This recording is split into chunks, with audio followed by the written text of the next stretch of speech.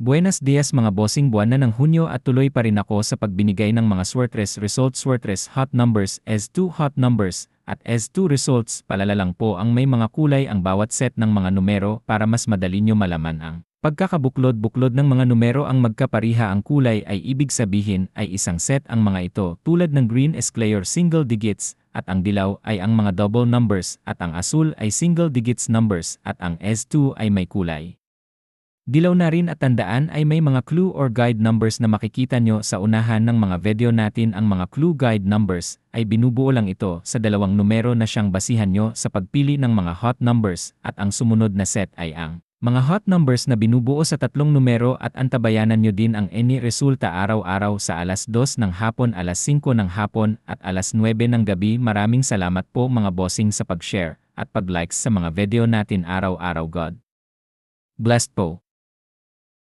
Paalala, ang channel na ito ay walang ugnayan sa anumang ahensya sa gobyerno at pinagbabawal po dito ang minor de edad, at tumaya lang tayo ayon sa abot ng ating makakaya. Antabayanan ang mga resulta mamayang alas 2 ng hapon, alas 3 ng hapon, at alas 9 ng gabi. Pag-aralan nyo ng maigi ang mga clue guide numbers bago pumili sa mga hot numbers. Maraming salamat po.